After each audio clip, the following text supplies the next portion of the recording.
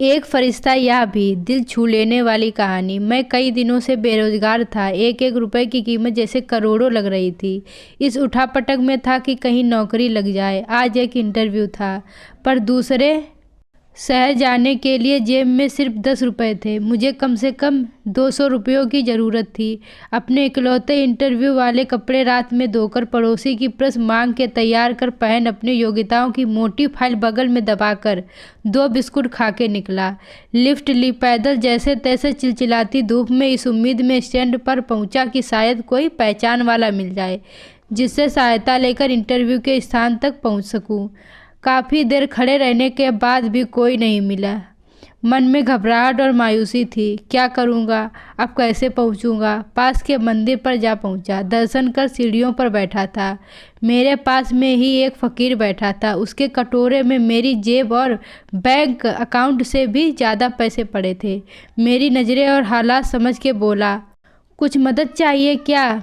मैं बनावटी मुस्कुराहट के साथ बोला, आप क्या मदद करोगे? चाहो तो मेरे पूरे पैसे रख लो, वो मुस्कुराकर बोला।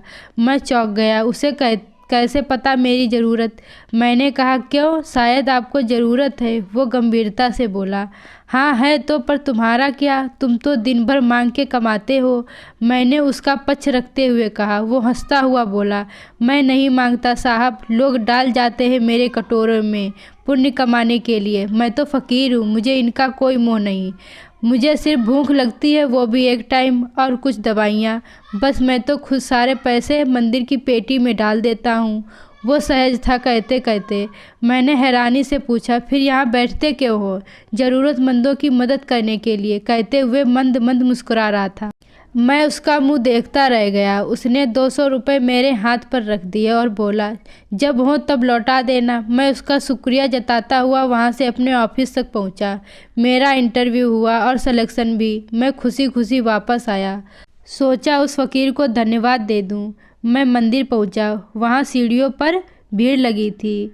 मैं घुस के अंदर पहुंचा, देखा वही फ़कीर मरा पड़ा था। मैं भौचक्का रह गया। मैंने दूसरों से पूछा, यह कैसे हुआ? पता चला वो किसी बीमारी से परेशान था, सिर्फ दवाइयों पर जिंदा था।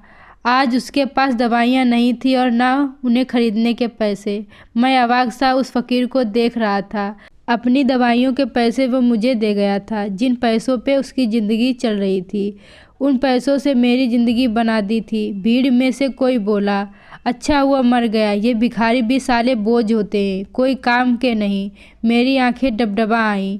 वो भिखारी कहाँ था? वो तो मेरे लिए भगवान ही था, नेकी का फरिश्ता, मेरा भगवान। दोस्तों, हम में से कोई नहीं जानता कि भगवान कौन है और कहाँ है, किसने देखा है भगवान को।